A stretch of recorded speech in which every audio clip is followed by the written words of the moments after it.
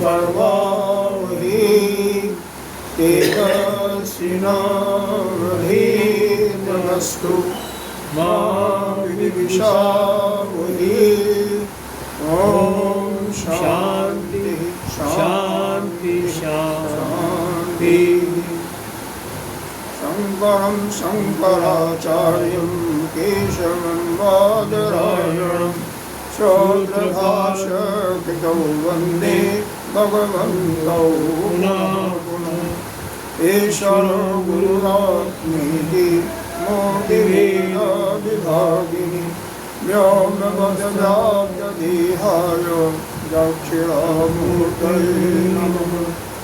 अखण्डमण्डलाकारं व्याप्तं येन चराचरं तदर्पणं दर्शितं येन तस्मै श्रीगुरुवे नमः। अज्ञानतिमिरान्धस्य ज्ञानाञ्जनशलाकया चक्षुरुन्मीलितं येन तस्मै श्रीगुरुवे नमः। गुरुर्ब्रह्मा गुरुर्विष्णु गुरुर्देवो महेश्वरः गुरुर्साक्षात् परब्रह्म तस्मै श्रीगुरुवे नमः। त्वमेव माता च पिता त्वमेव बन्धुः च सखा त्वमेव विद्याधरं त्वमेव सर्वं मम देव। गजाननं भूतगणाधिसेवितं कपिध्वजम्बोफलचारुभक्षं उमासुतं शोकविनाशकारिकं नमामि विघ्नेश्वरपादपङ्कजम्। अनंत श्री विभूषित नित्य प्रातः स्मरणीय वंदनीय पूजनीय अर्चनीय 1008 श्री पंचायती महानिर्वाणी अखाड़ा के वरिष्ठ श्रोतीय ब्रह्मनिष्ठ महामंडलेश्वर एवं उत्तर प्रदेश समाज के अध्यक्ष सदगुरु भगवान के चरणों में सभी संत श्रोता भक्तजन मातृशक्ति सबके अंतःकरण में विराजमान आत्मस्वरूप उस परमात्मा को नमन करते हुए हम गीता जी का ध्यान करते हैं। ओम पार्थाय प्रतिबोधितं भगवतो नारायणेन व्यासेन प्रतिभां पुराणमुनिना मध्ये महाभारतं अद्वैतामृतवर्षिणी भगवती अष्टादशाध्यायिनी अम्ब नाम अनुसंदधामि भगवद्गीते भगवेश्वरी। नमस्ते व्यासविशालबुद्धे फुल्लारविन्दाय वक्त्रनेत्र येन त्वया प्रज्वालिता ज्ञानदीप प्रबन्धपारिजाताय स्तोत्रवित्रयकृपाणे ज्ञानमुद्राय कृष्णाय गीतामृतदुहे नमः। वसुदेवोपनिषदो लोकाभोपालनन्दनं पार्थो वस्तासुधीरभोक्ता दुग्धं गीतामृतं महत्। वसुदेवसुतं देवं कंसचाणूरमर्दनं देवकी परमानन्दं कृष्णं वन्दे जगद्गुरुं। भीष्मदोलकटजल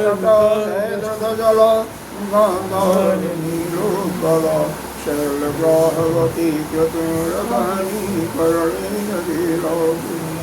अस्वस्थां विकर्णघोरनगरा दुर्योधनावर्तिनी सोऽवीरागलपाण्डैरर्णवी कर्वर्तकः केशवः। पाराशार्यवचः सरोजममलं गीतार्थगन्धोद्गतं नामाख्यानप्रकेशरं हरिकथा सम्बोधनाभूरि। लोके सज्जन सजपदैरहरः कीर्यमाणं मुदा भूया भारतपङ्कजं कलिमलप्रदंसिनाशेष मूकं करोति वाचालं पंगुलंघते यत्कृपातमहं वन्दे परमानन्दमाधवम् ब्रह्मा वरुणेन्द्रोद्रमरुतः स्तुवन्ति दिव्यैरस्त्वयि वेदैषां जगवकन उपनिषदै गायन्ति यन्शानो ध्यानाय वस्थिततगतेन मनसा पश्यन्ति जनयोगिनो शान्तं न विदुषुरसुरगणा देवाय तस्मै नमः देवाय तस्मै नमः। दूसरे अध्याय का ओम श्री परमात्मने नमः। ओम श्री परमात्मने नमः। अथ द्वितीयोऽध्यायः। द्वितीय संजय उवाच संजय उवाच तं तथा कृपयाभीष्टम् अश्रुपूर्णकुले क्षणं विषीदन्तम् इदं वाक्यम् उवाच मधुसूदनम्। हम लोगों ने यह जो ध्यान करते हैं उसके अर्थ पर चिंतन किया था। साथ ही साथ पहले अध्याय के विषय में भी कुछ जो प्रमुख श्लोक हैं उन पर चिंतन किया गया। पहले अध्याय का सार यही है कि हमें किस प्रकार से गुरु या आचार्य के पास जाना चाहिए और किस प्रकार से नहीं जाना चाहिए। लोक व्यवहार में भी किसी के पास जाते हैं तो यह हम ठीक रूप से जाते हैं, उसके साथ अच्छा व्यवहार करते हैं तो आपके कार्य की पूर्ति होना की संभावना बढ़ जाती है, उसकी प्रोबेबिलिटी बढ़ जाती है। अगर जाते ही कोई जा कर के किसी को गुस्सा करके बोले या थोड़ा सा वचन कड़ा है तो शायद जो कुछ या बाहर मान लीजिए कोई ऑफिसर अंदर बैठा हुआ है, बाहर चपरासी से ही कोई बड़ा बात किया तो उसका काम समझो कि नहीं होगा। पहले ही उसको समझ जाना चाहिए कुछ नहीं सुनने वाला अंदर वाला नहीं। तो 3 कारण बताए गए कि 3 प्रकार से नहीं जाना चाहिए। जैसे दुर्योधन दृष्टांत दिया गया, जैसे दुर्योधन जो है अपने गुरु द्रोणाचार्य के पास गया। पहला यही मूल चीज़ है, यही हमें ध्यान रखना चाहिए कि अहंता लेकर के अहम को लेकर के हमें किसी के पास नहीं जाना, तो विशेष करके संत गुरु के पास तो अपना अभिमान, उसने राजा बने का अभिमान लेकर के गया और उस कारण से द्रोणाचार्य ने उससे एक शब्द नहीं बोला। पूरे महाभारत में, गीता क्या महाभारत में एक शब्द भी नहीं है अर्जुन को कि अरे दुर्योधन को कि द्रोणाचार्य ने कोई सलाह दिया, कोई सलाह युद्ध शुरू होने के बाद उससे बोला ही नहीं। दूसरा उसकी गलती यह थी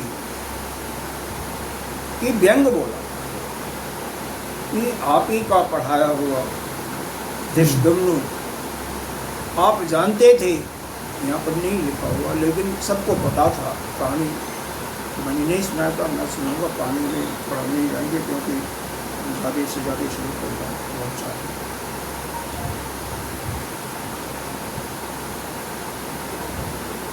कि 60 साल में सुनी वास्तव में द्रुपद का पुत्र धृष्टद्युम्न था, जो कि अर्जुन का पांडवों का क्या था, सेनापति भी, द्रौपदी का भाई। 2 मित्र होते हैं तो द्रुपद और द्रोणाचार्य साथ साथ गुरुकुल में पढ़ते थे, तो दोस्ती हो जाती, मित्रता हो जाती है। तो उस मित्रता का लेकर के जब द्रोणाचार्य जब बहुत गरीबी में गुजरते हैं, उनके बालक को ससामा को दूध पीने के लिए भी कुछ नहीं होता है, तो द्रुपद के पास जाते हैं। और जब दरवाजे पर पहुंचते हैं, जो वहाँ पर होता है जिसको आप सिक्योरिटी गार्ड कहिए या उनका चपरासी कहिए, कुछ कहिए, उससे कहते हैं कि राजन को बता दीजिए कि उनका मित्र आया है, मित्र मिलना चाहता है। उन्होंने बुलाया, इन्होंने कहा कि मैं आपका वही गुरुकुल का पुराना मित्र हूँ, जो कि हम दोनों साथ साथ पढ़े भी थे, मित्रता थी और हम मित्रता हम निभाते आए थे। तो वहाँ पर द्रुपद ने क्या बोला कि बालक में, जैसे आजकल बालक क्या कहता है, एक माता के कोई माँ है, बालक उसके सामने है, तो बालक क्या कहेगा कि हे माँ, कोई माँ मान लो रोती है या कोई परेशानी होती है तो चिंता मत कर। 4 साल का बालक यही कहता है, मैं बड़ा हो जाऊँगा, खूब पैसा कमाऊँगा और तेरे पैसा। उसी प्रकार से बालक बाल्यावस्था में हम लोग मित्रता का भाव हमारे अंदर या तुम्हारे अंदर पैदा हुआ था, लेकिन मित्रता को समानता, जो समान दृष्टिकोण के होते हैं, समान होते हैं, इसमें धन में, पद में, वैभव में, उनके साथ एक राजा एक भिक्षुक के साथ कैसे मित्रता कर सकता, कैसे? आप तो भिक्षुक हो। तो वहाँ पर उनका अपमान एक प्रकार से हुआ। और उसके बाद आते हैं पांडव और कौरवों के जो राजों को पढ़ाते हैं। पढ़ाने के बाद जब शिक्षा पूरी हो जाती है, जब उनका समावर्तन संस्कार करते हैं, तो गुरु दीक्षा की बात होती थी, हर समय होती थी। तो गुरु दीक्षा के लिए बात हुई तो कौरवों का जो प्रधान था दुर्योधन, उससे उन्होंने यही बोला गुरु दीक्षा यही है कि जा करके द्रुपद को बंदी बना करके दे। वो सब गए और हार करके आ गए। फिर उसके बाद पांडवों को बोला, तो 5 पांडव जाते हैं और द्रुपद को बंदी बना करके, जो बहुत बड़ा है लेकिन उनको 2 लाइन में बंद हो गए। अब जब इनके पास आते हैं, द्रोणाचार्य उनका पूरा सम्मान करते हैं क्योंकि राजा थे। उन्होंने कहा भी ऐसा है युधिष्ठिर, इसकी बड़ी वजह से छोड़ बैठा होती है, पूरा आसन देती है।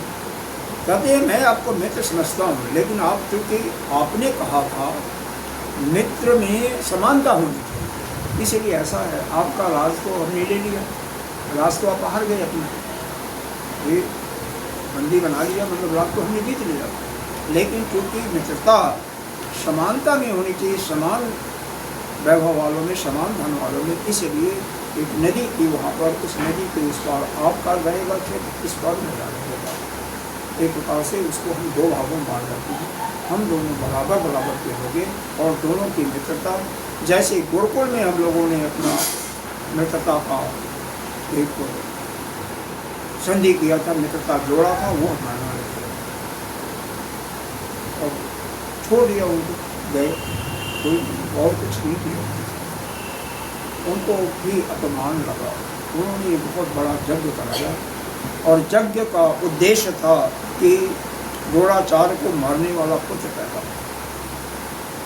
पहले तो वही एक पुत्री पैदा होती है जिसका जातवेदा नाम रखते हैं, बाद में वही द्रौपदी के नाम से, पांचाली के नाम से होती हैं।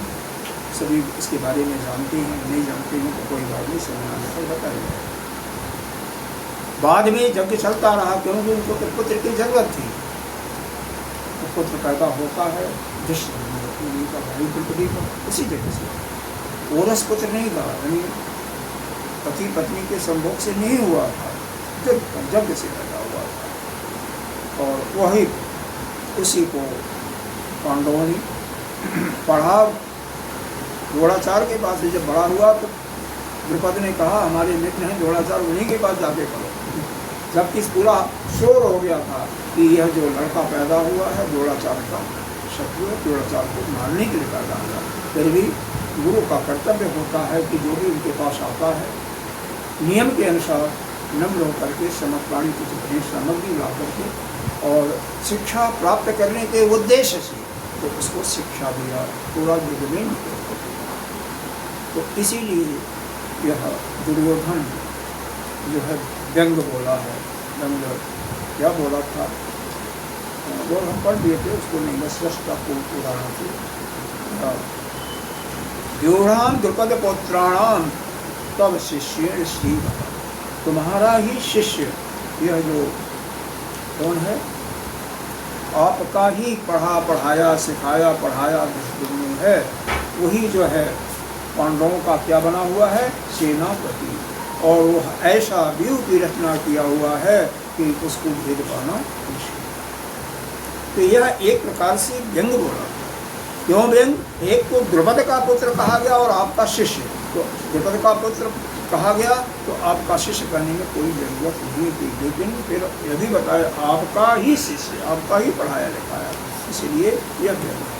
तो किसी के पास जाते हैं तो व्यंग नहीं बोलना, अहम के साथ नहीं जाना, और तीसरा वह स्वार्थ के साथ गया था, स्वार्थ के वशीभूत होकर के गया था, क्योंकि अपने सारे सेनानियों को गिनाने के बाद उसने एक शब्द ऐसा बोला था कि अन्य 9वें श्लोक का पाला लेंगे, अन्य च भावासुरा मदर्थे तक, नाना प्रकार के नाना जो बड़े बड़े बहादुरों की गणना कर रहा है वह जीव, वह उसमें से आपका भी नाम बोला, जो देख पाते आप लोग मेरे के लिए अपने जान देने के लिए बोल रहे हैं, मतलब उसका भाव क्या हुआ, आप लोग मरे कोई बात नहीं, लेकिन मेरा राजगद्दी कायम रखा, मैं राजा बना। तो इस प्रकार से एक अहंता के साथ, अहंकार के साथ, राजेपने का अभिमान के साथ गया, और दूसरा गया किसके साथ में, यह व्यंग बोला, जा करके गुरु को व्यंग बोलना, संत को व्यंग बोलना, यह बहुत ही गलत काम है। जिससे कोई काम करवाना उसको जा करके व्यंग बोलो तो वह काम कभी नहीं करेगा, उस समय तो नहीं करेगा, कभी नहीं करेगा, आशा ही छोड़ दीजिए। और तीसरा स्वार्थ के दृष्टिकोण से, अरे सारे मर जाए कोई बात नहीं, मैं तो रहूं, इसका मतलब यहाँ पर स्वार्थ आता है। तो इस 3 प्रकार के कसौटी बताया गया कि कभी भी संत या गुरु के पास नहीं जाना चाहिए, व्यवहार में भी इसका हमें इसी प्रकार से पालन करना चाहिए। तो कैसे जाना चाहिए, वह अर्जुन जिस प्रकार से गया था, अर्जुन कैसे गया था, अर्जुन ने शिष्यत्व स्वीकार किया था, और यह भी कहा था मैं आपको समर्पित हूँ, शिष्यते अहम साधिमान त्वाम प्रपन्ना।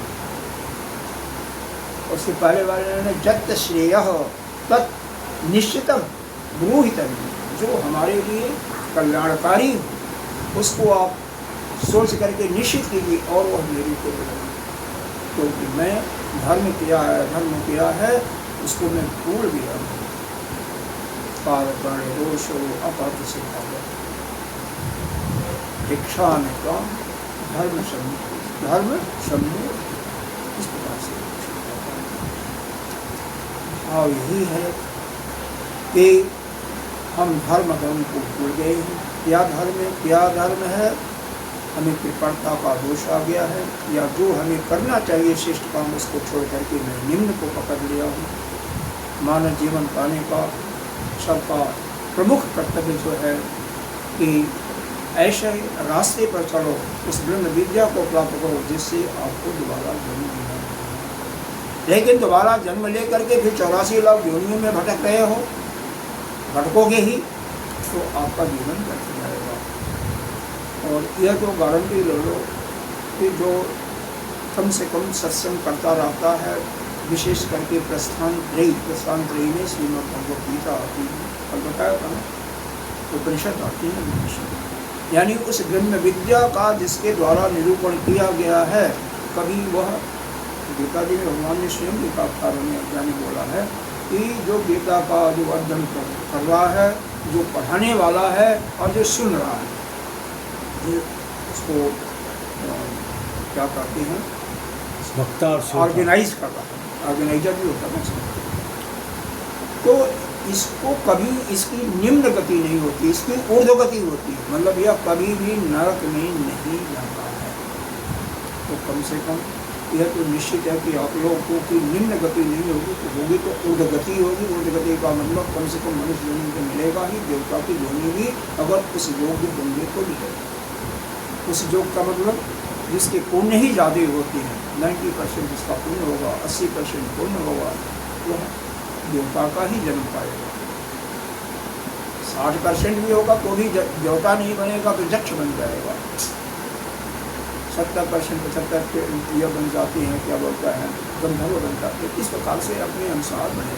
जिसके अंदर दूसरों का उपकार करने की भावना होती है कि अपना सब कुछ दे करके दूसरे का कल्याण करे, वही देवता बनता है। इस समाज में भी आप देखते हो कि कई लोग होते हैं अपने, बहुत कम पाएंगे, लेकिन अपने खाने को न मिले तो भी दूसरा कोई आ गया मौका तो उसको दे देते हैं। बहुत से होते हैं, संख्या बेशक कम हो, लेकिन ऐसे होते हैं। ऐसे लोग देवता बनते हैं।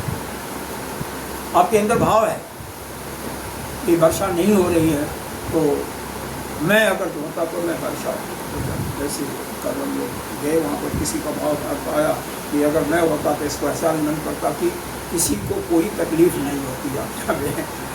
तो भाई ऐसा जिसका भाव है और उस रास्ते पर चल रहा है तो वह देवता बनेगा। जल बरसाने वाली बात है तो उसको वरुण बना दिया जाएगा। अगर उतना पुण्य होगा तो नहीं। कोई भजन सुंदर सुनाता है तो उसको गंधर्व बन जाएगा, गाने वाला, जैसा जिसका संस्कार है। दूसरा तो पहले तो यह अर्जुन का यह था कि हम आपका शिष्य हूँ और इस समय हम धर्म के आधार में इसी में परे हो गया हूँ, भूल गया हूँ, क्योंकि हमारा चित्त संदिग्ध हो गया है। तो जो निश्चित हो, जो श्रेय हो, श्रेयस्कर हो, हमारे लिए कल्याणकारी हो, उसको आप निश्चित करके मेरे को बताइए, क्योंकि मैं आपका शिष्य हूँ और आपके शिष्य हूँ। तो अगर कोई भी किसी के पास जाता है और इस भावना से जाता है, नम्र होकर के उनको आदर देते हुए उनके शरण में जाता है, तो निश्चित रूप से अगर किसी संत के पास जाएंगे तो कोई शरण में आ जाता है तो निश्चित रूप से उद्धार करता है। पहले क्षत्रिय भी लोग यही करते थे। क्षत्रियों के शरण में जो आ जाता होगा, कितना बड़ा दुश्मन हो, उसके कई ऐसे उदाहरण आते हैं, उसके खास संबंधी को मार दिया हो, लेकिन अगर शरण में आ गया तो उसकी रक्षा। आजकल वो क्षत्रिय नहीं रहे, कोई नहीं रहा, अपने ब्राह्मण रहे, क्षत्रिय रहे, इस रूप में नहीं रहे। क्यों? कलयुग का प्रभाव आया, थोड़ा सा नीचे उतर गए। फिर भी बहुत से लोग हैं भी, ऐसी बात नहीं है। यह धरा जो है, पृथ्वी जो है, यह महापुरुषों से खाली नहीं। यह है कि पढ़ना है। पहले भी असुर ज़्यादा होते थे और सुर देवता लोग कमी होते थे। दूसरा क्या है, अर्जुन ने यही कहा था, हमारे कुल धर्म नष्ट हुआ, हमारे सभी लोग मर जाएंगे तो होगा क्या कि बड़े शंकर संतानें होंगी। पुरुष तो मर जाएंगे युद्ध में, और पुरुष मर जाएंगे तो बड़ शंकर संतान होगी, और बड़ शंकर संतान होगी तो उसका जो है दिया हुआ यह जो है क्या कहते हैं, पितरों को जो अर्पण किया जाता है, श्राद्ध किया जाता है, पिंड इत्यादि, वह पितर लोग स्वीकार नहीं करें। तीसरा दिया, कुल धर्म तो नष्ट हो ही रहा है, अपना साथ ही साथ ये हमारे ही प्रिय, हमारे भाई हैं, चचेरे भाई हैं ना, तो यह गुरु हैं, वो हमारे मतलब दादाजी हैं, विष्णु पितामह, जिन्होंने हमें खिलाया, सिखाया, पढ़ाया, गुरु ने हमें शास्त्र की शिक्षा दिया। इनको मार करके अगर हमें और भाइयों को मार करके इस लोक का क्या स्वर्ग का भी राज मिल जाए, तब भी हम उसको नहीं स्वीकार करेंगे। उससे अच्छा क्या है, भिक्षा मांग लेकर के अपना जीवन, भिक्षा मांग करके हम अपना जीवन ऐसा, क्योंकि वह अपने हैं। अब यहाँ पर एक तुलना कर सकते हैं, दुर्योधन के अंदर स्वार्थ की पूरा भावना दिखाई देती है, और अर्जुन के अंदर उनका भी कल्याण की भावना है। तो इस भावना से कभी कोई जाएगा, जैसे अर्जुन गया था नम्र होकर के, कुछ ढेर सामग्री लेकर के, शिष्यत्व स्वीकार करके या शरण में जा कर के, तो निश्चित रूप से उसका कार्य इस लोक में भी होगा, व्यवहार में भी, और संत या गुरु होंगे। अब दूसरे अध्याय में संजय, देखो यहाँ पर इसको शुरू करने के पहले 4 प्रकार की दृष्टियाँ होती हैं, उनको देखिए। संजय क्या था, कहते हैं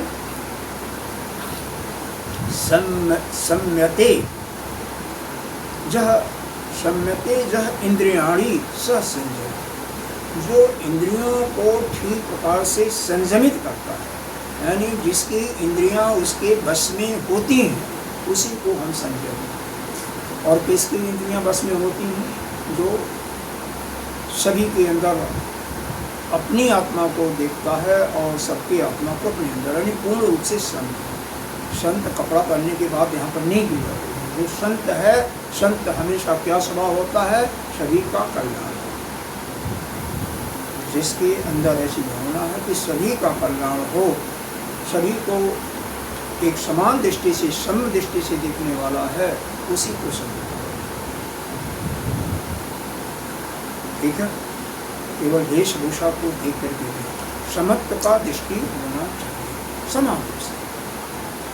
आप दुष्ट हैं या आप बहुत सज्जन हैं तो भी आपके प्रति भी न तो बुरा भाव है, न आपके प्रति कोई अच्छा भाव है। एक ऐसा वो जैसे सांप है, सांप क्या खाता है? जीव। जीव जो है वह जीव को ही खाता है ना, ये रहते जीव, उसका वही भोजन है। तो यहाँ पर अगर आप सोच करके हाँ है मचाओ तो ठीक नहीं, तो उसका वही भोजन है। अब मनुष्य को कौन खाएगा? सिर खाएगा, सिर खा जाएगा तो छोड़ेगा नहीं। तो उसका चूँकि वही भोजन है तो उसमें आपको चिंता करनी है। या कोई व्यक्ति किसी को जाता भी है तो उसमें क्या, उसमें शोक करने की कोई जरूरत नहीं। यह तो यही तो सृष्टि बनाई गई है। जो भी खाया जाता उसी को अन्न की परिभाषा दिया हुआ है उपनिषद में। जो खाया जाता वही है। वनस्पति यानी चावल, गेहूँ इत्यादि जो अन्न ही हैं, जो केवल जानवरों को खाती हैं, मनुष्यों को खाती हैं, वो भी हम ही किसी के लिए अन्न। अरे एक उपनिषद में दिया गया कि ये मनुष्य भी हैं देवताओं के पशु। क्यों कहा गया? क्योंकि मनुष्य अगर यज्ञ न करें तो उनको भोजन नहीं मिलेगा।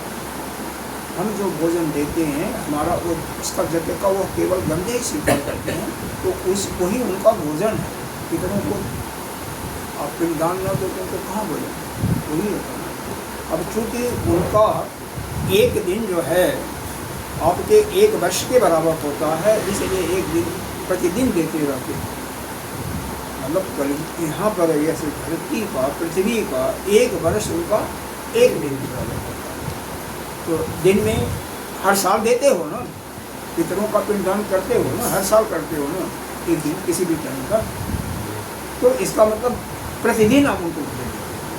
ठीक, हर एक का जीवन ब्रह्मा का बताया गया है, इसी गीता जी में आया चौथे अध्याय में कि उनका एक दिन जो होता है 1000 चतुर्भुज के बराबर होता है। इससे 14 तक आप वो कितना बड़ा उनका दिन होता है। तो हर एक का दिन अलग अलग होता है। तो उन पितरों को आप नित्य प्रति देते हो, जो देते हैं, जो नहीं देते नहीं देते। तो इसीलिए मनुष्यों को भी पशु बताया गया। और यहाँ पर एक तो हमने संत की बात कही, संत का मतलब जो समत्व दृष्टि। दूसरा क्या है? गृहस्थी। गृहस्थ को या सांसारिक हो, गृहस्थ अच्छा होगा, सांसारिक जो केवल अपना मेरा और पराया देखता है। जैसे धृतराष्ट्र ने क्या कहा? धर्म क्षेत्रे कुरुक्षेत्रे समवेता युधिष्ठिरः माम का पांडवैश्य, मेरे और पांडव के पुत्र किम अपूर्य संजय। क्या मतलब मेरा और तेरे का भाव? अब इस दृष्टि से आप अपना चिंतन करो कि हम किस हैं। हम संत हैं या सांसारिक हैं या साधक? साधक की दृष्टि जैसी है। अर्जुन दुश्मनों को भी अपने भाई लोग से लड़ने के लिए तैयार थे, उनको सुई के नोक के बराबर भी पृथ्वी देने के लिए सीधे मना कर दिया था। उनको भी कहता है कि मेरे ही तो भाई, उनके रक्त से सींचा हुआ यह अन्न मैं नहीं खाता, उससे अच्छा क्या है? इच्छा। तो साधक ऐसा है और अपने को भगवान के प्रति क्या क्या समर्पित शरण में। तो साधक यही है जो कि उस परमात्मा के या गुरु के पूर्ण रूप से शरण। कभी भी कितनी भी विपत्तियों की विपत्ति तो कुछ नहीं है ना, कष्ट। अरे देखो यह कष्ट जो होता है ना, आपका जैसा प्रारब्ध या जैसा पीछे कर्म किया हुआ उसी के अनुसार मिला हुआ, वो भोगना ही पड़ेगा। बड़े से बड़े ज्ञानी एक कृष्ण बोधाचार्य थे, जो कि ज्योतिष में के वो थे, क्या होगा ज्योतिष के, अरे उसके ज्योतिष में ज्योतिष पीठ के वो 4 हमारे वो होते हैं ना, चारों पीठों के शंकराचार्य, तो वह थे बड़े, बहुत बड़े विद्वान, बहुत बड़े। उन सब विद्वान को यदि हुआ नहीं इस विज्ञान का आजकल नहीं, लेकिन उनको भी गले में कैंसर, वो अलाह कराते थे। उनका ये भक्त गाता था, ऐसे सुना रहे थे, बीच में आह निकल जाती है। अरे महाराज कम से कम लोग क्या कहेंगे, आप करा रहे हो। तो कहता है कि ठीक है भाई, हम इस कराने वाले को भी देख रहे हैं ना, मुझे भी पता है, तुम्हें तो पता है ही है, तुम तो सुन ही रहे हो, मैं भी सुन रहा हूँ। ये कहा, यानी ये शरीर कर रहा है। इसका तात्पर्य क्या हुआ, आपको पीड़ा हो रहा है तो पीड़ा होगा, पीड़ा किसको हो रहा है, शरीर को हो रहा है। आप शरीर से अलग हो, क्योंकि आप सनकोपनिषद में आया है, सनकोपनिषद, उस सनक सनातन संबंधन शंकरनाथ 4 भाई थे, उनके द्वारा लिखा हुआ, उन्हीं के नाम पर उपनिषद है सनकोपनिषद। उसमें लिखा हुआ जीव शिव, जीव शिव, शिव जीव कब होता है, जब वो मलिन शत्रुगुण को धारण कर लेता है तो जीव बनता है, यानी अविद्या से ग्रस्त हो जाता है, वही जीव है। और जो अविद्या से मुक्त है, माया को भी कश्मी करता है, वही शिव है, या वही विष्णु कहो या वही विष्णु कहो, जीव और परमेश्वर परमात्मा की परमेश्वर। तो है चौथा जो है, यहाँ पर यही समझो शॉर्ट में कि जो साधक है, साधक हमेशा अपने गुरु आचार्य के प्रति समर्पित होता है, समर्पण का भाव होता है, और सबके अंदर उसकी समता की दृष्टि, क्योंकि पूर्ण रूप से आ जाएगी तब तो वह ज्ञानी बन जाएगा, लेकिन कोशिश करता, प्रयास तो करता नहीं। कम से कम नहीं कुछ तो कोई अगर भूखा मर रहा है, प्यासा मर रहा है, तो उसको पानी तो पिलाई दो, नहीं कुछ ना भी करो तो बोल, प्रेम से बोल तो सकते हो। होता क्या, जब भिक्षु कोई आता है तो हम क्या करते हैं, उल्टा उस पर बरस करते हैं, हट्टा पट्टा दे ऐसे करते, और भिक्षा मांग रहे, हमें तो काम करना चाहिए, कुदाल चलाना चाहिए, इस प्रकार से यह जो बोलते हैं यह ठीक है। अरे आपके पास नहीं है तो प्रेम से क्या दोगे, भैया अभी हमारे पास कुछ परेशानी है किसी काम से, ठीक है, और इधर तो करने में क्या, हम किसी को क्यों अपमान करें, किसी का हमें किसी का अपमान, मतलब अपमान करने में किसी का दिल नहीं दिखाना। समझाने की बात अलग होती है, उसको भले लाख समझा सकते हो अगर कोई करने के योग्य हो। सभी नहीं, कुछ होते समाज में ऐसे भी हैं जैसे लोग करते हैं इसीलिए करते हैं, लेकिन समझा सकते हो, लेकिन उसके दिल दुखेगा किसी का भी, तो फिर वहाँ पर आप समझ रहे हो कि आप बंधन में पड़ रहे, कोई पुनरुपि जन्म पुनरुपि महामारी हिस्सा हो जाए। तो इसलिए साधक का मतलब कम से कम किसी का दिल न दुखाए, अपने गुरु आचार्य के प्रति समर्पित हो, जो हो सकता है करें, नहीं हो सकता तो प्रेम से बोलते सकते। और गुरु का मतलब क्या है, संत और गुरु में ही अंतर होता है। संत सबको समान दृष्टि से देखते हैं, गुरु अपना जो उनका शिष्य स्वीकार कर लिया, शिष्यत्व स्वीकार कर लेता है, उसके एक एक कमियों पर हथौड़ा चलाते हैं। यहीं पर अब देखो भगवान ने क्या कहा, श्री भगवान को बात है, दूसरा श्लोक क्या कहती, पहले भी संजय की बात तो हुई नहीं थी, संजय की बात तो देखी, जो संत ने क्या कहा, सरसारी की बात आपने देख लिया कि मेरे पुत्र और पांडवों के पुत्र ने किया, यानी मेरा और तेरा, या सांसारिक का पहले श्लोक में आ गया, गीता के पहले अध्याय के पहला श्लोक। दूसरे अध्याय के पहले श्लोक में किसकी बात आ रही है, यह संत की बात आ रही है ना, सज्जन पुरुष की बात आ रही है। संत कौन था? संजय था। संजयते संजय सम्यते इंद्रियाणी स संजय, जो इंद्रियों को समान रूप से संयमित करता वही सत्य। तो क्या कहा उसने? कृपया विष्णु। अर्जुन क्या है? अर्जुन के हृदय में करुणा भरा हुआ। कृपया मतलब करुणा से विष्णु। और अश्रुपूर्णा कुलक्षण, यहाँ पर कुल का मतलब है इंद्रियां। सारी इंद्रियां उसकी अश्रुपूर्ण, केवल आँख ही हो रही है ना, तो सारी इंद्रियां उसकी शिथिल कर रही है। सारी इंद्रियां उसकी कैसी हैं? कुल, या कुल का मतलब परिवार होता है। इस नेत्र का परिवार 10 इंद्रियां हैं, मन भी आ जाता है। तो सारी इंद्रियां जो है उसकी क्या हो गई हैं?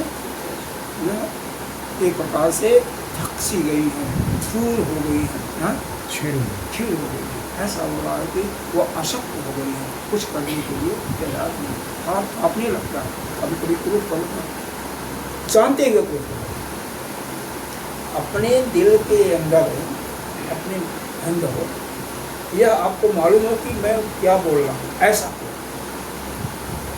आप क्या होगा, आपको देखोगे हाथ भी कांपने लगेगा, यह आंखें लाल हो जाएंगी, चेहरा बिल्कुल लाल हो जाएगा। और 2-4 दिन लगातार कर दो तो आप क्या, यह खाना भी पचना कम हो जाएगा, मतलब कॉन्स्टिट्यूशन इसी भी होता है। जो गुस्सा ज़्यादा करता है उसका पाचन शक्ति होती। लेकिन याद करके तभी तो मालूम होगा। इसीलिए कहते हैं स्वप्न में जागृत अवस्था को जो देख रहे हैं उसको महसूस करते जाओ, तब आपको ज्ञान होगा। लेकिन स्वप्न में हम तो स्वप्न को पता ही चलता है, लेकिन वो ज़्यादा अभ्यास करते हुए धीरे धीरे पता है। तो संजय एक संत की दृष्टि क्या है? कृपया विष्णु, उसके हृदय में करुणा भराई है, क्योंकि अपने शत्रुओं के प्रति भी करुणा का भाव, दया का भाव रख रहा है। और उसकी इंद्रियां भी सारी क्षीण हो चुकी हैं, अशक्त हो चुकी हैं। और क्या? विषीदंतम, उसके मन में विषाद हो रहा है, मन में है चिंतातुर है।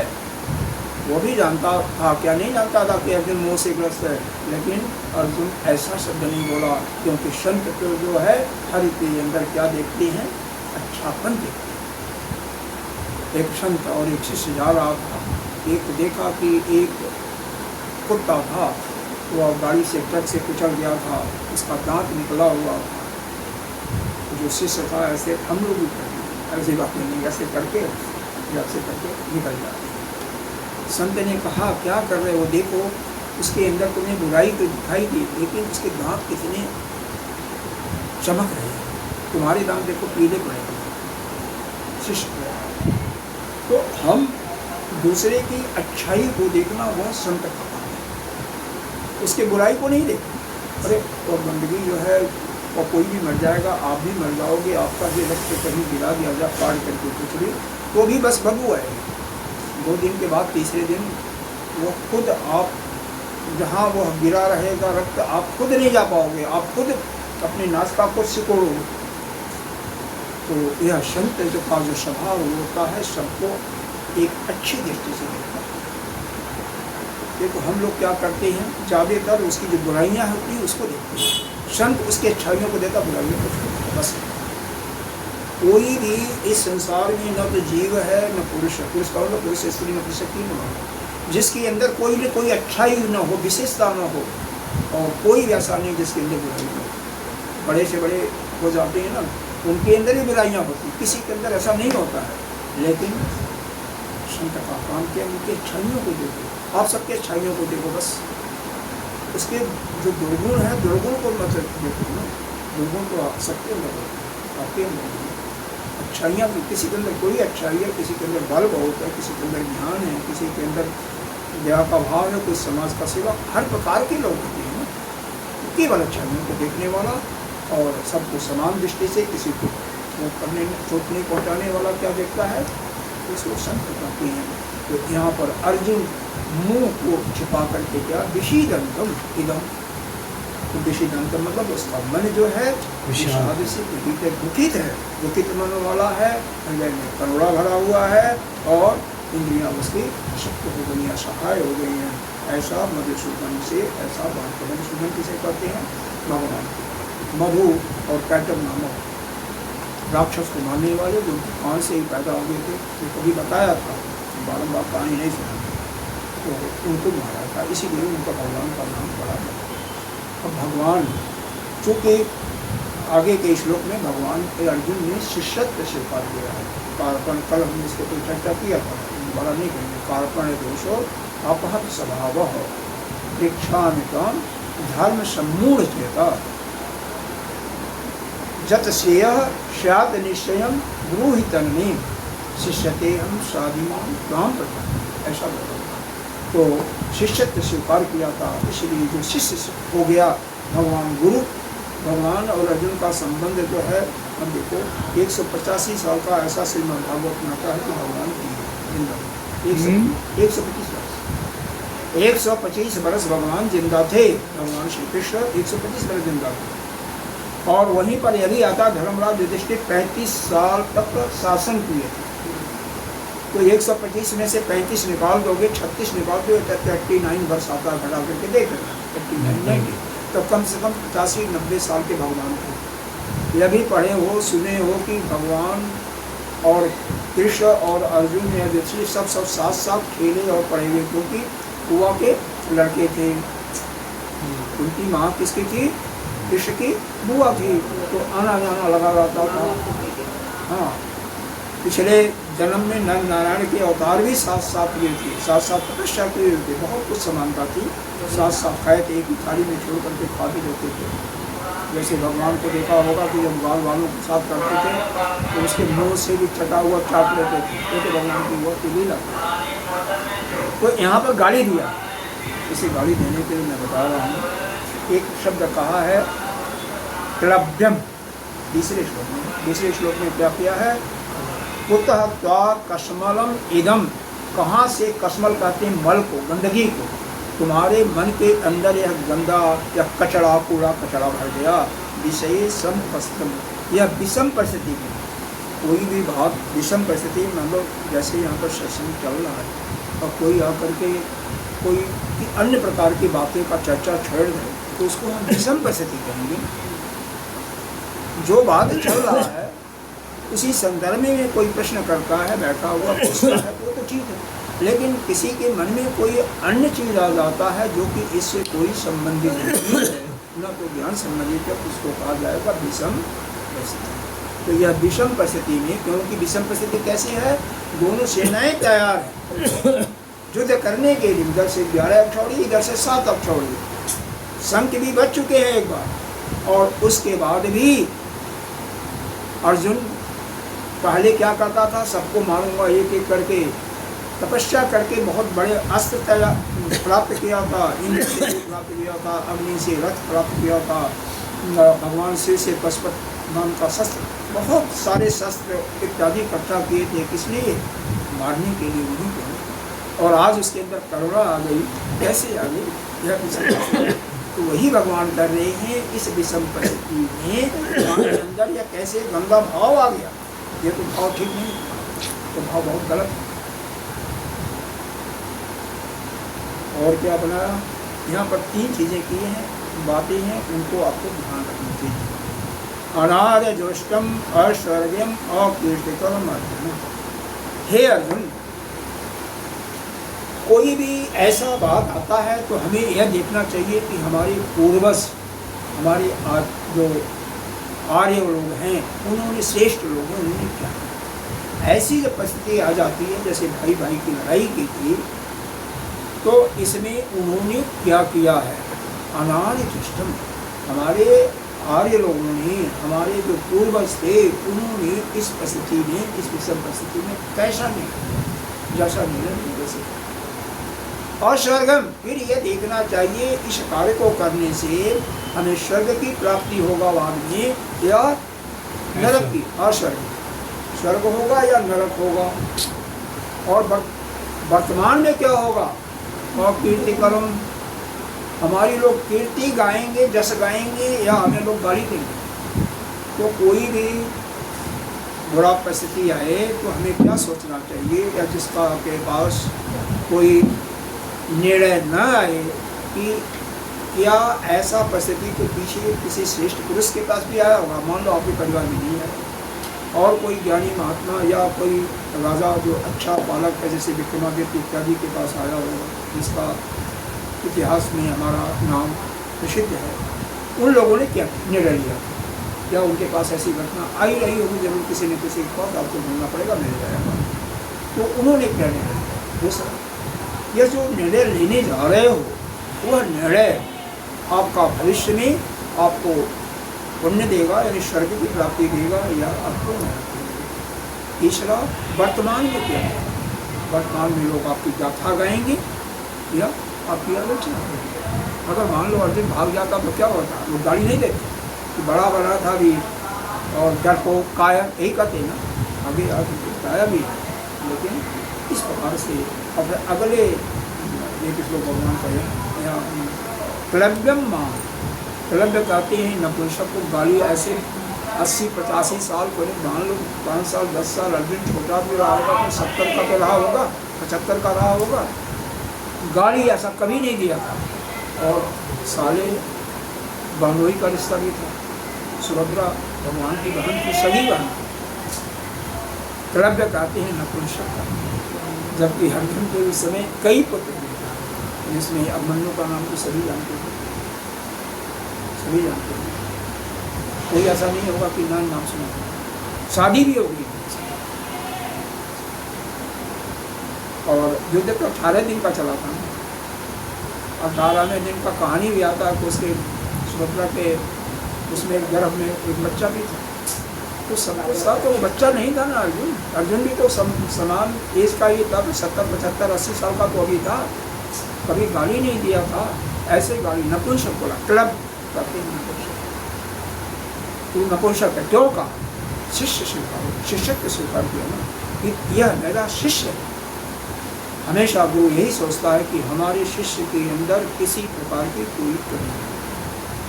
शिष्य को वहीं पर दूसरे भक्तों को तो क्या करेंगे, उनको इज्जत देंगे, पूछेंगे, आचार भी।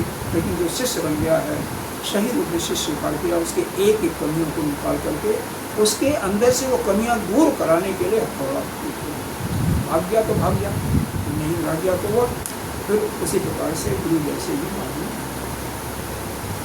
तो क्लब्धम माम अश्मगम पार्थ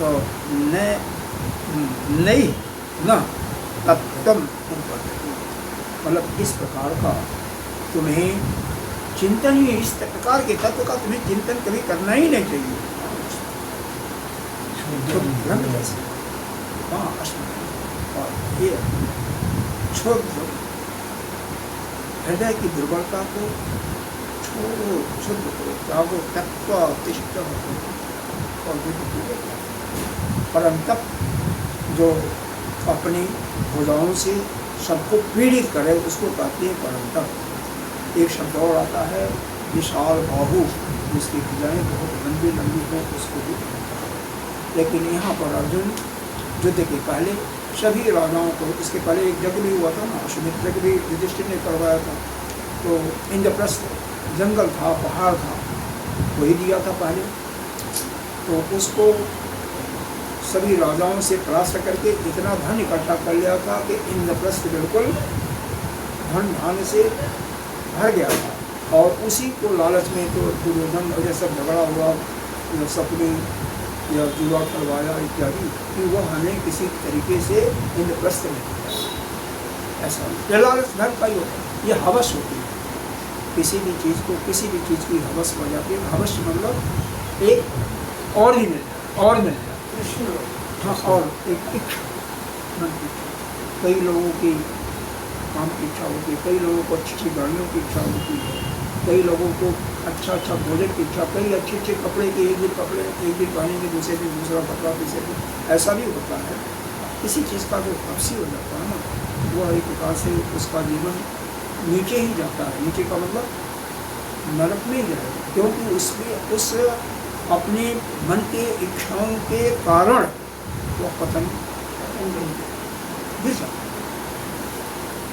तो हमें किसी चीज़ की इच्छा नहीं करनी चाहिए और वो किसको नहीं करना चाहिए? जो साधक बन गया उसको नहीं करनी चाहिए। साधक के अंदर क्या हुआ? पहले तितिक्षा भी साधना। देखो 4 साधन है, हम यहाँ पर जैसे दूसरे तक जाएंगे, लेकिन एक महीने सुनो यह क्या है जो इस प्रस्थांतरी का साधक है। गीता जी के साधक का केवल नहीं, उपनिषद भी पढ़ना चाहता है।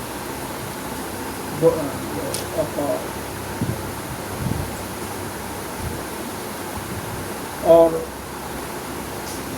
ब्रह्मसूत्र पढ़ना चाहता है। 3 ही हैं इस प्रस्थांतरी। या क्या? ब्रह्मसूत्र, उपनिषद और श्रीमद्। चौथा श्रीमद् भागवत जो है यह पुराणों के रूप में श्रेष्ठ माना गया है, तो इसलिए वो भी तो कम से कम इन तीनों ग्रंथों के लिए 4 गुणों से संपन्न होना, जिसको कहते हैं साधन चतुष्टय। साधन चतुष्टय, उसके अंदर विवेक होना चाहिए। यह शरीर हमारा 2 चीज़ों से मिला हुआ है। एक जड़ है यह शरीर, और इसके अंदर जो मन बुद्धि चित्त अहंकार ये जड़ है।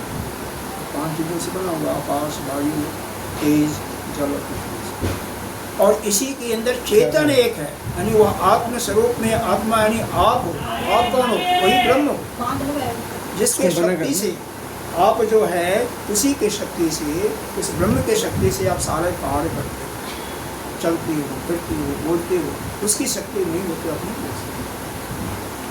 उदाहरण के लिए बिजली का देखिए,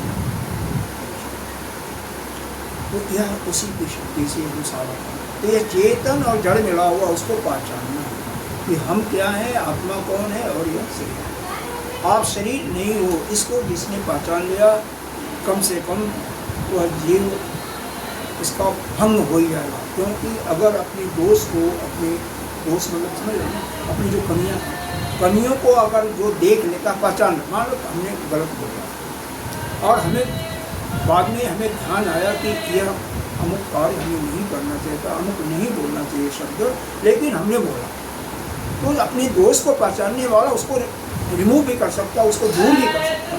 और जो जिसको यही नहीं पता होगा कि हम क्या बोले, वह कैसे वो तो नहीं कर सकता। तो अपनी कमियों को जो दूर कर सकता है, वही जो है अपने दोषों को दूर करने में जानेगा पहले। इसीलिए कहते हैं साक्षी भाव से।